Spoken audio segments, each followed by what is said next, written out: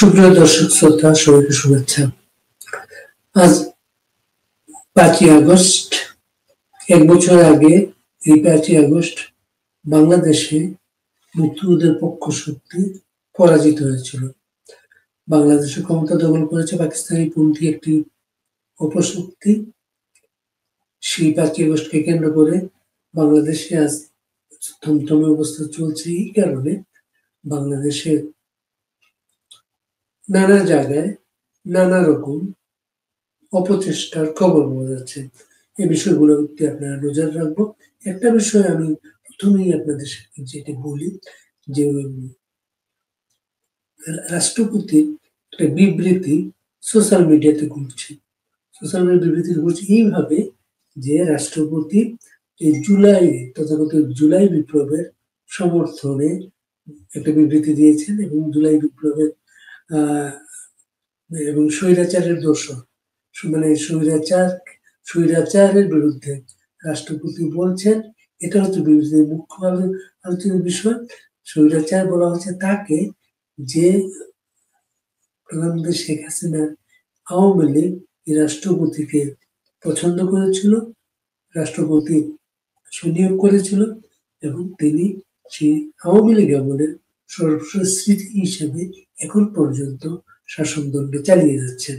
এবং তিনি তার সাবেক কর্তৃপক্ষ, সাবেক নেতৃবৃন্দের বিরুদ্ধে বিষোদ্গার করছেন। এটা হচ্ছে এই বিবৃতির মুখ্য বিষয়। আমরা আপনাদেরকে জানাতে চাই, যেটা আমরা বঙ্গভবনের সাথে যোগাযোগ স্থাপন করতে পেরেছি এবং বঙ্গভবন সূত্রে নিশ্চিত হয়েছি এই বিবৃতিতে জালিয়াতির বিষয় আছে। জালিয়াতির বিষয় কিভাবে, সেটা এখানে ব্যাখ্যা করব। প্রথমে আপনাদের মনে আছে, গত বছর 5ই আগস্ট এই রাষ্ট্রপতিকে দিয়ে একটা ভাষণ প্রচার করা হয়েছিল। ভাষণে বলা হয়েছিল প্রধানমন্ত্রী শেখ হাসিনা পদত্যাগ করেছেন, এইভাবে বলা হয়েছিল। এবং আপনারা হয়তো মনে আছে, সেই ভাষণ প্রচারের সময় পেছনে বর্তমান সেনাবাহিনীর প্রধান, বিমান বাহিনীর প্রধান, নৌবাহিনীর প্রধান, 3 বাহিনীর প্রধান দাঁড়িয়েছিলেন এবং রাষ্ট্রপতি একটা লিখিত বক্তব্য পড়ছেন। এবং পরবর্তীতে জানা গেল যে রাষ্ট্রপতি ওই ভাষণে বলেছিলেন তিনি প্রধানমন্ত্রীর প্রত্যয়পত্র পেয়েছেন, কিন্তু পরে একজন দেশের একজন প্রবীণ সাংবাদিক মতিউর চৌধুরী তার সঙ্গে রাষ্ট্রপতির একটি সাক্ষাৎকার দিয়েছে রাষ্ট্রপতিকে। সেই সাক্ষাৎকারে রাষ্ট্রপতি বলছিলেন সেই ভাষণের কপিটা তিনি দেখেননি বা কোথায় সেটা জানেন না, তো তিনি জানার চেষ্টা করছেন। মতিউর চৌধুরীর সেই বক্তব্যটা মানবজীবন পত্রিকা জনতার চোখ নামে একটা আলাদা ম্যাগাজিন, সেখানে আসার পরে হইচই হয়েছিল। হইচইতে রাষ্ট্রপতি সংগ্রহ করেছেন ইত্যাদি ইত্যাদি নানা বিষয় বলা হয়েছিল। আসল পরিস্থিতি হচ্ছে প্রধানমন্ত্রী শেখ হাসিনা তখন কোনো পদত্যাগ করেননি বা পদত্যাগ করার মতো সময় পাননি। প্রধানমন্ত্রী কিভাবে পদত্যাগ করেন? প্রধানমন্ত্রী পদত্যাগ করেন হচ্ছে বঙ্গভবনে যান, রাষ্ট্রপতি হাতে পদত্যাগপত্র জমা দেন, জমা দিয়ে বলেন সংসদ ভেঙে দিতে বা তার সরকারকে ভেঙে দিতে। এটাই হচ্ছে ডেকোরাম। কিন্তু প্র্যাকটিক্যাল হচ্ছে প্রধানমন্ত্রী শেখ হাসিনা তখন বঙ্গভবনেও যাননি, যাওয়ার কথা ছিল, যেতে পারেননি, সময় দেওয়া হয়নি তাকে। তাকে জোরপূর্বক বাংলাদেশ থেকে সামরিক শাসকদের সামরিক অভ্যুত্থান যেটা হয়েছিল সেদিন, সেই সামরিক অভ্যুত্থানের কর্তৃপক্ষ তাকে জোর করে বিমানে করে ভারতে নিয়ে যায় এবং প্রধানমন্ত্রী এখন পর্যন্ত তার সেই বক্তব্যে অটল আছেন এবং তিনি পদত্যাগ করেননি। গতকালকে ভারতের একটা পত্রিকা হিন্দুস্তান টাইমস গতকালকে ডেডলাইনে তার ওই বক্তব্যটা আবার প্রকাশিত হয়েছে, যেখানে বলা হয়েছে তিনি পদত্যাগ করেননি, এখনো তিনি বাংলাদেশের রাষ্ট্রপতি আছেন। যাই হোক, সেদিন আমরা সবাই দেখেছি যে রাষ্ট্রপতি বলছেন তিনি পদত্যাগ পেয়েছেন, কিন্তু বিষয়টা যে তাকে লিখিত ভাবে একটা ধরিয়ে দেওয়া হয়েছে। তিনি যে চাপের মুখে সেটা পড়েছেন, সেটা পড়ে প্রমাণিত হয়েছে তার বক্তব্যের মাধ্যমে। ঠিক একইভাবে জুলাই ঘোষণায় রাষ্ট্রপতির বিবৃতি বলে যেটা মিডিয়ায় গিয়েছে, সেটা নিয়ে জানার জন্য আমরা বঙ্গভবনের সাথে যোগাযোগ করি। বঙ্গভবন আমাদেরকে নিশ্চিত করেছে এই বিবৃতি যেটা মিডিয়ায় গেছে, এটা রাষ্ট্রপতির আসল বিবৃতি নয়। নর্মালি যেটা হয়, রাষ্ট্রপতিকে এ ধরনের বিবৃতি প্রধান উপদেষ্টা বা প্রধানমন্ত্রীর অফিস থেকে পাঠানো হয় সরকার প্রধান হিসেবে, এবং রাষ্ট্রপতি সেই বিবৃতিতে স্বাক্ষর করেন। এটাই হচ্ছে ডেকোরাম, এটাও একটা ডেকোরাম। কিন্তু রাষ্ট্রপতির ক্ষেত্রে বিবৃতিতে এসেছিল প্রেস সচিবের মাধ্যমে, যে বিবৃতিটা বঙ্গভবন থেকে দেওয়া হয়েছিল, মিডিয়াতে যে বিবৃতি দিয়েছে তার অনেক ফারাক। এই বিষয়টা বঙ্গভবনের কাছে আমরা জানতে চাইলাম যে যদি এই জালিয়াতিটা হয় তাহলে কেন এটা ব্যাপারে বঙ্গভবন থেকে কোনো কথা বলা হলো না। তখন আমাদেরকে বলা হয়েছে যে এসব বিষয় নিয়ে ঝগড়াঝাটির কোনো মানে হয় না। মানে রাষ্ট্রপতি হয়তো ভেবেছেন যে তিনি রাষ্ট্রের সর্বোচ্চ ব্যক্তি হিসেবে তার আরো সংযতভাবে অ্যাক্ট করা উচিত যে কোনো বিষয়, যেটা হয়তো যারা এই জালিয়াতিটা করেছে তারা হয়তো চেয়েছিল তারা জালিয়াতিটা করবে, রাষ্ট্রপতি খেপে গিয়ে একটা বক্তব্য দেবেন বা বঙ্গভবন থেকে বক্তব্য দেওয়া হবে, সেটাকে ইস্যু করা হবে। সেই ফাঁদে রাষ্ট্রপতি পা দেননি। ওই বক্তব্যটা কাজে যারা বিভিন্ন পেজে ঘোরাফেরা করছে, অনেকে বলছেন এই রাষ্ট্রপতি বক্তব্য দিলেন কেন, বা জোর করে দেওয়া হয়েছে, নিজের ইচ্ছাতে দিয়েছেন, এমন একটা বক্তব্য সবার আছে না। ওইটার ক্লারিফিকেশনের জন্য আমরা বঙ্গভবনের সাথে যোগাযোগ করেছিলাম এবং বঙ্গভবন আমাদেরকে নিশ্চিত করেছে সেই বক্তব্যটা মিডিয়াতে যেটা দিয়েছে এখানে জালিয়াতি করা হয়েছে। এর জন্য আমরা সেই রাষ্ট্রপতি ভাষণের বিষয়টাও সামনে নিয়ে এসেছি। আমরা দেখেছি সেদিন কিভাবে তাকে সেদিন এটা জালিয়াতি করে রাষ্ট্রপতির সাথে। প্রধানমন্ত্রী শেখ হাসিনার কোনো পদত্যাগ পত্রই নেই, কারো কাছে নেই, না সেনাবাহিনী প্রধানের কাছে আছে, না সামরিক বাহিনীর কাছে আছে, না রাষ্ট্রপতির কাছে আছে, না বিচার বিভাগ প্রধান কারো কাছেই নেই। কিন্তু রাষ্ট্রপতিকে দিয়ে সেদিন সেটা পড়ানো হয়েছে। এগুলো কিন্তু বাংলাদেশের আগামী ইতিহাসে এগুলা কিন্তু এক এক প্রতিটা বিষয় কিন্তু লিপিবদ্ধ থাকবে। আজকে এই রেকর্ডটা আমরা রাখলাম এই কারণে যে রাষ্ট্রপতি যে জালিয়াতির শিকার, এই সরকারের লোকজনের জালিয়াতির শিকার, এই সর্বশেষ বিষয় হচ্ছে রাষ্ট্রপতির নামে প্রচারিত বিবৃতি। এবং জালিয়াতির শিকার যিনি নেতৃত্ব যিনি দিয়েছেন, সরাসরি যেটা আসে তথ্য উপদেষ্টার বিষয়টা আসে। তথ্য উপদেষ্টা কিভাবে যে রাষ্ট্রপতির হাতে শপথ নিয়ে তারপর পরে সেই শপথ নেওয়ার ছবি আমরা দেখলাম, প্রথম ছবি দেখলাম পিছনে বঙ্গবন্ধুর ছবি আছে, জাতিপিতার ছবি আছে, কিন্তু পরে শপথ নেওয়ার পরে ওনার মনে হলো যে উনি তো এটা গ্রহণ করেন না, বঙ্গবন্ধুকে গ্রহণ করেন না, জাতির প্রতি গ্রহণ করেন না, তখন উনি ছবিটার নামানোর ব্যবস্থা করেছেন। নামিয়ে সেই ছবি নামানো অবস্থায় আরেকটা ছবি দিয়েছেন, যে ওইটা ছবিটা উনি নামিয়েছেন। এইভাবে যে ছেলে খেলা রাষ্ট্র ব্যবস্থা, সরকার পদ্ধতি, সরকারের কার্যক্রম, ডেকোরাম, বঙ্গভবন, রাষ্ট্রপতি, যে ডেকোরাম গুলা ছেলে খেলার বিষয়গুলো প্রতীকে থাকবে সেটা। এই বিষয়টা এই আমরা আরেকটা বিষয় আজকে আলাপ করবো, আরো দুটো একাধিক বিষয় আলাপ করবো। একটা বিষয় হচ্ছে জনকণ্ঠ পরিস্থিতিটা, জনগণ বিষয়ে আলাপ করবো। আরেকটা বিষয় আলাপ করবো যে ভারত সরকারের সাথে আমেরিকান সরকারের সম্পর্কের অবনতি ঘটছে সম্ভবত। আজকে ডোনাল্ড ট্রাম্পের একটা উদ্যোগের পরে সেটা আমাদের মনে হয়েছে, সেটা নিয়ে আমরা আলাপ করবো।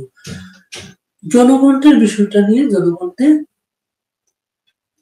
গত জুলাই মাসে জুলাই মাসের 29 তারিখে মেজর অবসরপ্রাপ্ত হাফিজ নামের একজন ব্যক্তিকে ঊর্ধ্বতন প্রশাসনিক কর্মকর্তা হিসেবে নিয়োগ দেওয়া হয় জনগণকে।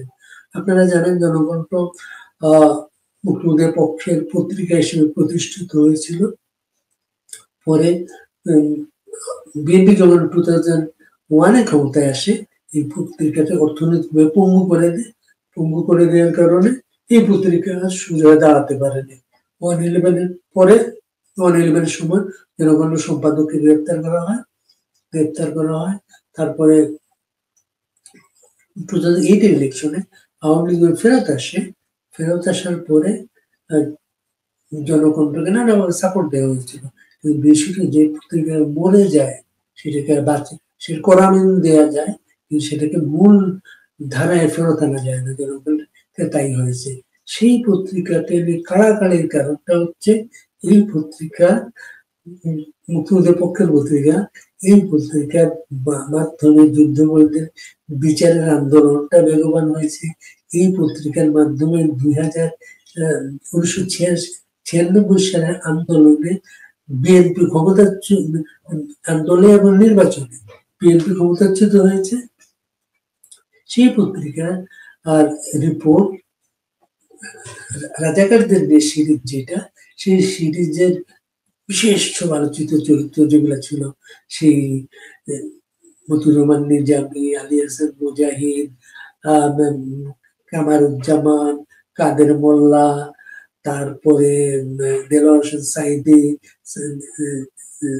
তারপর সালাউদ্দিন কাদের চৌধুরী, সমস্ত সারা বাংলাদেশের যে টপ মোস্ট রাজাকার যেগুলো ছিল, সকল যুদ্ধ করে দিয়ে গিয়েছিল, তাদেরকে নিয়ে সিরিজ রিপোর্ট জনগণ করেছিল।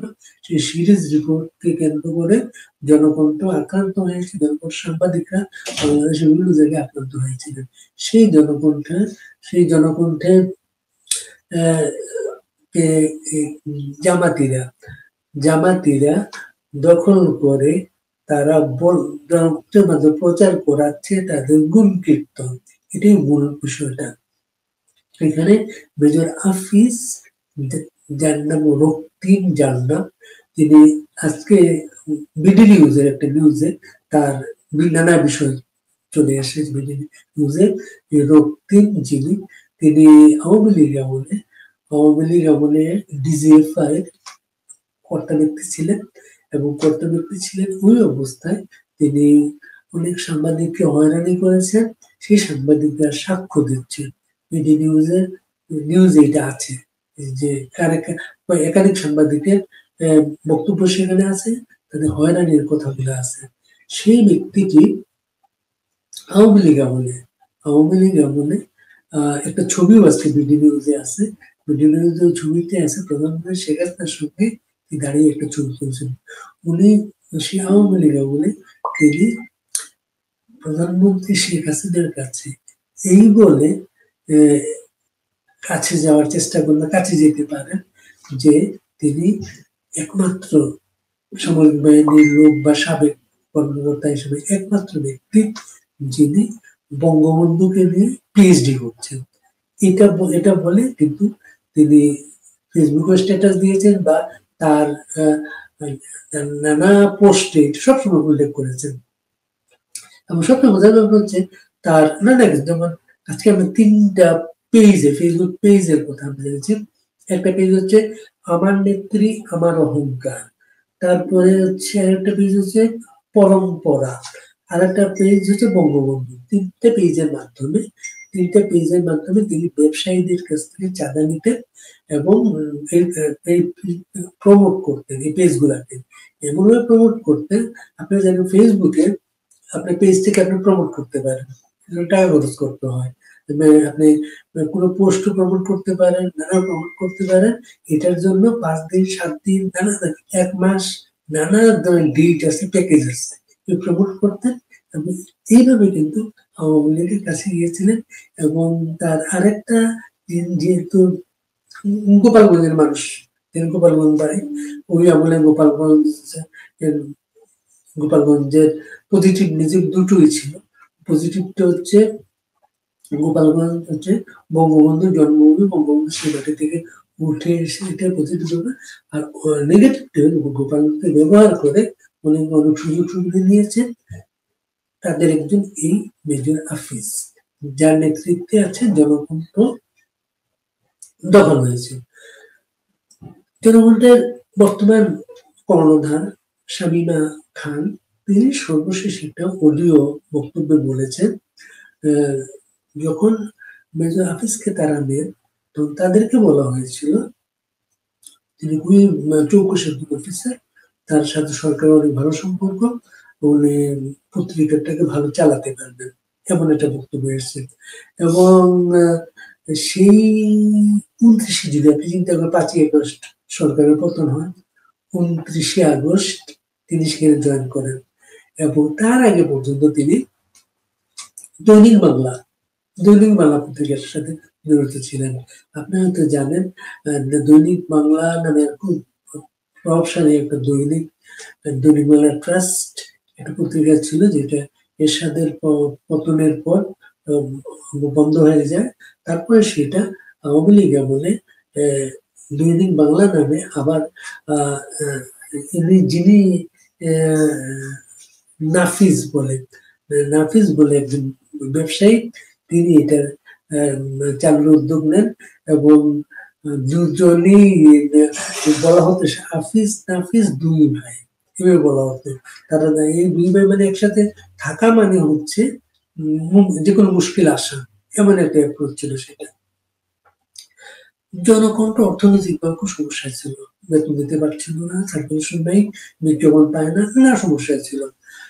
সেই পত্রিকাটা আওয়ামী লীগ মানে শেষের দিকে এসে যখন সরকারের পর অবস্থা, তখন শামীমা খান মনে করেছিলেন বা তাকে ধারণা দেওয়া হচ্ছিল এই লোকটাকে নিয়ে আসলে জনকণ্ঠের অর্থনৈতিক অবস্থা, ঋণ পরিস্থিতি, এগুলো একটা স্বস্তির জায়গায় যাবে, এই কথা বলে তাকে আনা হয়।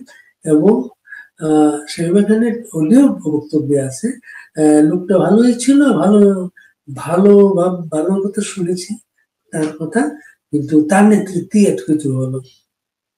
জনগণকে এই যখন এই নতুন নেতৃত্ব হয় মেজর হাফিজ, যার নেতৃত্ব, যিনি আর 5 আগস্টের পরে কাউকে বলেন না উনি উপর পিএইচডি করছেন বা আওয়ামী লীগ শাসন, আওয়ামী লীগ আরো সম্পর্ক ছিল, এগুলো উনি বলেন না। এখন আর ছাত্র শিবির কিভাবে ছাত্রলীগের ভেতরে ঢুকে গিয়েছিল, এটা ছাত্র শিবির নিজেরা বলছে। এখন ছাত্রলীগ এই অভিযোগটা ছিল, সেই অভিযোগটা তারা কখনো খণ্ডন করতে পারেনি, এবং ছাত্র শিবির নিজেরাই বলছে তারা কিভাবে সেখানে লুকিয়েছিল, কিভাবে ছাত্রলীগকে লীগের পচন তৈরি করেছিল, কিভাবে নানা ঘটনা ঘটিয়ে ছাত্রলীগকে ছাত্রদের মধ্যে ভিলেন সংগঠনে পরিণত করেছিল।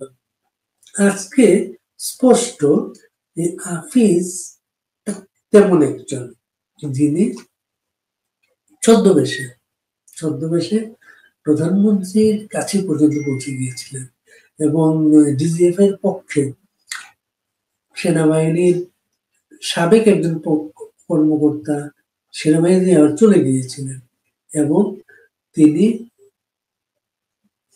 গিয়েছিলেন যে কেন আজকে আবার এই পরিচয় হলো, সেটা একটা সূত্র আজকে খুব ভালোভাবে পেয়েছে। সূত্রটা হচ্ছে এই আজকের যে প্রধান উপদেষ্টা প্রফেসর ইউনূস, তার সেখানে একজন বিশেষ সহকারী আছে। সেই বিশেষ সহকারীর মাধ্যমে 2008 ইয়ে থেকে 2008 ইলেকশনের আগে পরে একজন সাংবাদিক, তার মাধ্যমে হাফিজের জন্য নানা জায়গায় তদবির করা হচ্ছিল। তার জন্য ওই হাফিজ যখন প্রধানমন্ত্রীর পাশে দাঁড়াতেন, নানা কিছু করতেন, ছবিগুলা সংগ্রহ করতেন ওই সাংবাদিক। সেই সাংবাদিকের মাধ্যমে যেহেতু তিনি এখন ভালো অবস্থায় আছেন এই প্রধান উপদেষ্টার অফিসে, জনকণ্ঠ দখলও এটা একটা গুরুত্বপূর্ণ ভূমিকা পালন করেছে। এবং মেজর আফরিন যখন সেখানে গেলেন তখন আমরা শুনি যে আমরা জনপ্রশ্ন দিতাম কেন? আমরা জনগণের প্রোডাক্ট। আমি ফজলুল বাড়ি মনে করেন, ফজলুল বাড়ি বিচিত্রার মাধ্যমে মিডিয়াতে এসেছি। জনগণের মাধ্যমে আমি দেশে বিদেশে ছড়িয়ে পড়েছিলাম। জনগণটা আমাকে এত সুযোগ সুবিধা দিয়েছে। জনগণ আমাকে ইরাক যুদ্ধে পাঠিয়েছে, লেবানন যুদ্ধে পাঠিয়েছে, মরিশাসে পাঠিয়েছে, জনগণটা আমাকে এমিরেটসের বিভিন্ন প্রোগ্রামে পাঠিয়েছে, সিঙ্গাপুর বা এমনকি সর্বোপরি ভারতের নির্বাচনটা আপনি ৩ মাস ধরে আমরা ভারতের থেকে কভার করতাম। বিশাল একটা দেশ, বিশাল একটা দেশ। সেই বিশাল ভারত ঘুরে ঘুরে রিপোর্ট করতাম। ইলেকশন ৩ মাস ভারতে থাকতাম। সেটার সুযোগ জনগণটা আমাকে দিয়েছিল। আরেকটা সুযোগ পেয়েছিলাম হচ্ছে নেপালে। নেপালে যখন রাজা আর রাষ্ট্রদের পতন হয়, কার্ফু চলছিল। আমি চলে গিয়েছিলাম জনগণ হয়ে সেখানে। সেখান থেকে সেই রিপোর্টগুলো নতুন গভর্নমেন্ট ফর্ম করলো, সেই রিপোর্টগুলো সেখানে আমি করেছিলাম। এর কারণে জনগণ খারাপ অবস্থায় আছে, শুনলে আমাদের খুব খারাপ লাগতো। আমাদের সহকর্মীরা বেতন পান না, শুনলে খুব খারাপ লাগতো। এইসব কারণে আমরা জনগণের খোঁজখবর রাখতাম, সবসময় খবর রাখতাম। তো জনকণ্ঠ সর্বশেষ যখন এই নতুন নেতৃত্বে জনকণ্ঠে যারা নতুনভাবে আসছিলেন এদের বাছাই করা হচ্ছিল জামাত শিবির থেকে, এবং এরা বেতন পাচ্ছিল, তো পুরনো যারা ছিল তারা বেতন পাচ্ছিল না বা তাদেরকে ছাঁটাই করা হচ্ছিল, এমন একটা অবস্থা চলছিল। সেই জনকণ্ঠ সর্বশেষ দখল হওয়ার পরে জনকণ্ঠ এই মালিক শামীমা খান, তার স্বামী বীর মুক্তিযোদ্ধা আতিকুল্লাহ খান মাসুদ, যার শ্রমে ঘুমের স্বপ্নে পত্রিকাটা দাঁড়িয়েছিল, বাংলাদেশের চমৎকার চমৎকার সাংবাদিকদের পরিশ্রমের ফসল জনগণটা। তারা বিভিন্ন জায়গায় আছেন আজকে, জনগণটা নাই। জনগণটা অনেকে চাকরি হারিয়েছে, বেতন পান নাই, পাওনা পান নাই, তারপর তার জনগণটাকে ওন করেন তারা। জনগণের আবেগের নাম।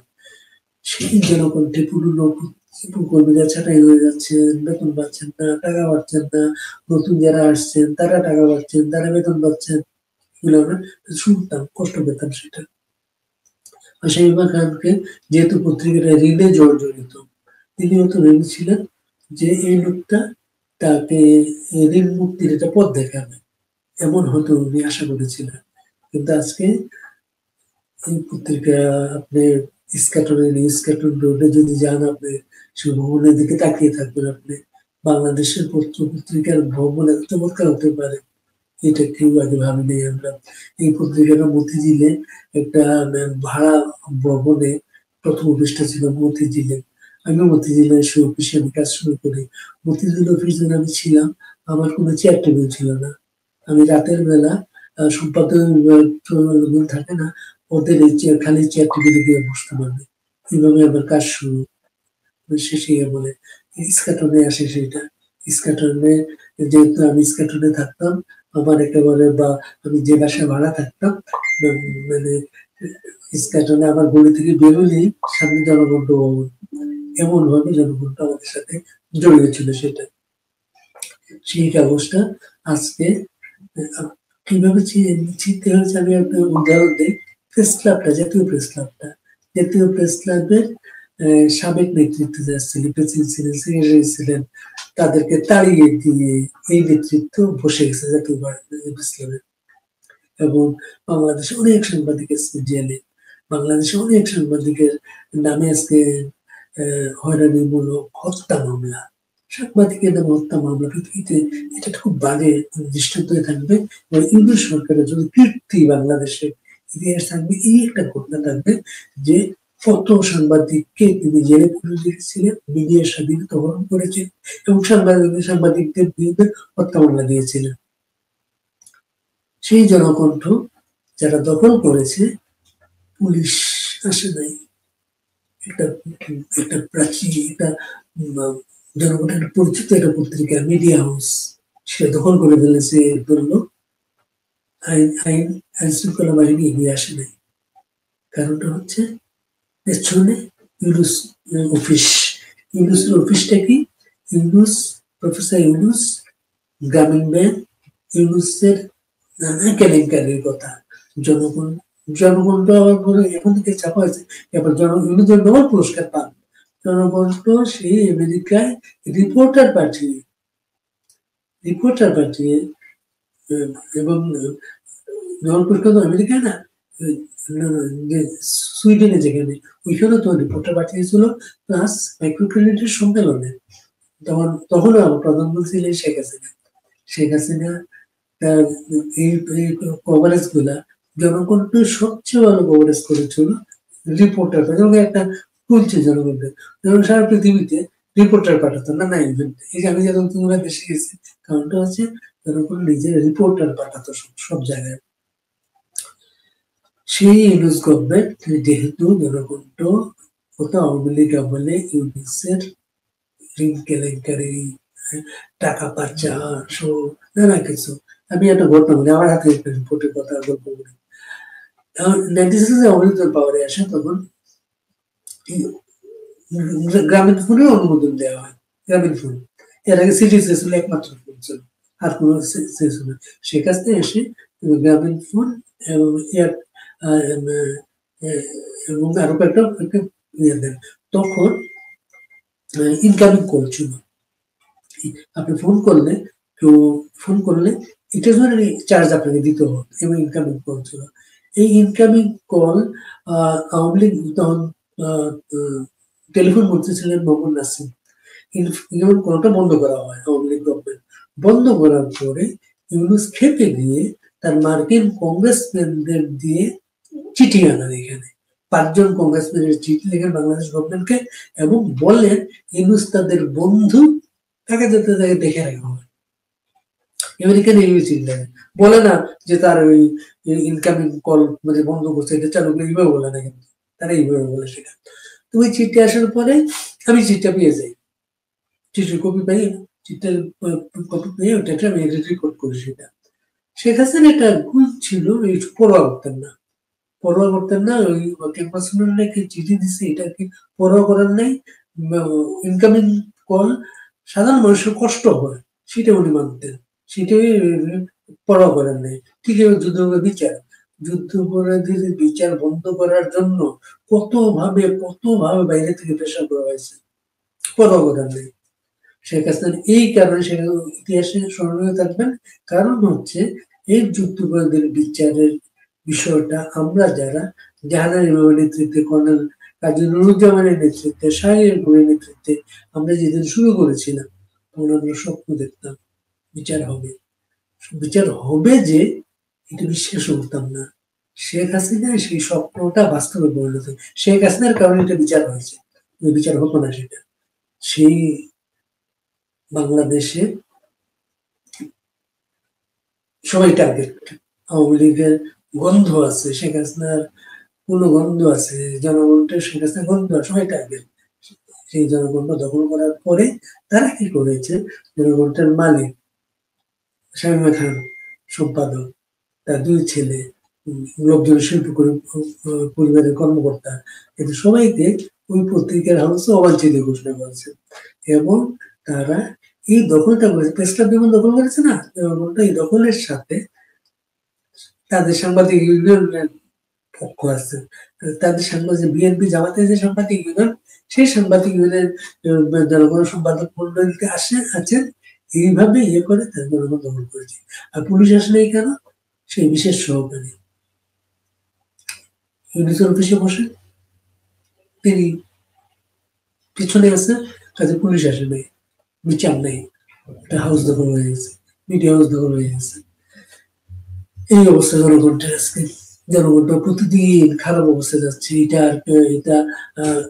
টিকে থাকবে মনে হয় না। ভবনটা তারা কি করবে এটা চোখ রাখতে হবে। এটা জনগণটা বাংলাদেশের পাঠকদের সারা বাংলাদেশের পাঠকদের সকালবেলা পেত পত্রিকা, তার পয়সা দিয়ে কিনতো, মানে বিজ্ঞাপন দিত। আমরা শ্রম দিয়েছি, সবার শ্রম ঘামের ফসল জনগণকে আমাদের রক্ষা করতে হবে, চেয়ে রাখতে হবে। আরেকটা বিষয় নিয়ে আলাপ করি, আমি বলেছি যে এই যে আমেরিকার সাথে ভারতের সম্পর্ক খারাপ হবে, খুব তাড়াতাড়ি সম্পর্ক খারাপ হবে। ডোনাল্ড ট্রাম্প আজকে বলেছেন তিনি খুব তাড়াতাড়ি ভারতের বিরুদ্ধে একটা উচ্চ মূল্যের ট্যারিফ আরোপ করবেন। কেন বলেছেন? তার বক্তব্য ভারত রাশিয়া থেকে সস্তায় তেল কিনে সারা পৃথিবীতে বেশি দামে বিক্রি করে, অনেক অনেক ইয়ে করে। ইউক্রেনের হামলার পরে, ইউক্রেন রাশিয়া যে হামলা করলো, সারা পৃথিবী থেকে যে ইয়েগুলো করা হলো রাশিয়ার বিরুদ্ধে নিষেধাজ্ঞা দেওয়া হলো, সেই নিষেধাজ্ঞায় শিকার হয়ে ইমরান খান জেলে গিয়েছেন, শেখ হাসিনা ক্ষমতা হারিয়েছেন। হ্যাঁ, সেখানে ক্ষমতা হারিয়েছে বলি আপনাকে, যখন পুতিনের সাথে টেলিকনফারেন্সে সংযুক্ত হয়ে যখন রূপপুর পারমাণবিক কেন্দ্রে একটা অনুষ্ঠান হয়, শেখ হাসিনা পুতিন একই এতে যুক্ত হন, তখনই আমার মন বলেছিল আমেরিকানরা এটা ছাড়বে না, ওরা তাদের পক্ষে না থাকলে সবাই নেই ধরে ফেলে সেটা। এবং ভারত হচ্ছে একটা দেশ, সে আমেরিকানদের নিষেধাজ্ঞা পরোয়া করে নাই, তারা যেহেতু তেল কিনতে নিষেধাজ্ঞা দিয়েছে, অনেকে তেল কিনতে পারে না রাশিয়া থেকে, ভারত তেলগুলা কিন্তু সস্তায় কিন্তু রিফাইন করে এমনকি আমেরিকার বাজারে সে বিক্রি করতো। ভারত বলেছে ডোনাল্ড ট্রাম্পের এই কথাটা এক চোখা, কারণ তুরস্ক একই কাজ করে, সেই তেলটা কিনে ইউরোপের দেশগুলোয় তিনি, ইউরোপের জার্মানির মতো দেশ তো রাশিয়ান গ্যাসের উপর নির্ভরশীল এটা। এবং আমেরিকানরাও রাশিয়ান অনেক প্রোডাক্ট কিনে, এটা ভারত থেকে বলা হয়েছে। ডোনাল্ড ট্রাম্প এটা কিন্তু শুনবেন না, বা এটার চাপ তৈরি হবে, এই চাপকে কেন্দ্র করে বাংলাদেশে একটু আলোচনা হতে পারে, খুশি হতে পারে যে ভারত যদি চাপে থাকে, নরেন্দ্র মোদী যদি চাপে থাকে, তাহলে হয়তো তারা ভালো থাকবেন, এমন একটা ধারণা হতে পারে। কিন্তু ব্যক্তিগত হচ্ছে যদি চাপ হয়, যদি বাংলাদেশ সরকারের কোনো আচরণে ভালো বিরূপ হয়, লাভ হবে না। লাভ হবে না, ভারত এগুলো পরোয়া করে না, এক নম্বর সে নিজের, প্লাস হচ্ছে ভারত বাংলাদেশের সাথে যে কারণে বিরূপ এই মুহূর্তে, আওয়ামী লীগের নেতৃবৃন্দকে যে নির্যাতন টর্চারের শিকার, আওয়ামী লীগের নেতৃবৃন্দ যে স্বাভাবিক রাজনৈতিক কার্যক্রম করতে দেওয়া হচ্ছে না, এতে করে ভারত এফেক্টেড হচ্ছে। এই বিষয়টাকে কেন্দ্র করে ভারতের প্রতিক্রিয়া হবে, সেই প্রতিক্রিয়াটা কিন্তু আওয়ামী লীগের পক্ষে যাবে। কারণটা হচ্ছে তারা আওয়ামী লীগকে করে এই আওয়ামী লীগ নেতৃত্ব ৭১ সালে ভারতের সহযোগিতায় বাংলাদেশের মুক্তিযুদ্ধে নেতৃত্ব দিয়েছেন, দেশটা স্বাধীন করেছেন।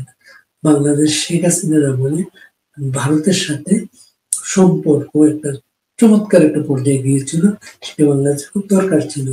বাংলাদেশ প্রতিবেশীর সাথে যত ভালো সম্পর্ক রাখবে, তত বাংলাদেশটা ভালো থাকবে। কাজেই এই বিষয়টা নিয়ে ভারত আমেরিকার যে সম্পর্ক খারাপ হয়, এই সম্পর্ক খারাপ করার নিয়ে কেউ যদি অন্য ভাবতে চান, সেটা আমার পক্ষে যাবে না। আজকে আমরা 5ই আগস্ট, আমরা চেষ্টা করবো সারাদিন যে ঘটনাগুলো ঘটবে বাংলাদেশে, সেটা আমরা আপডেট খুব তাড়াতাড়ি দেওয়ার চেষ্টা করবো।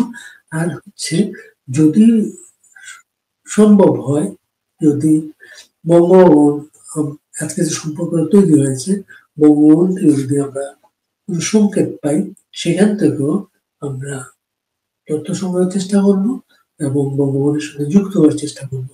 আপনারা সবাই ভালো থাকবেন, সবাইকে শুভেচ্ছা।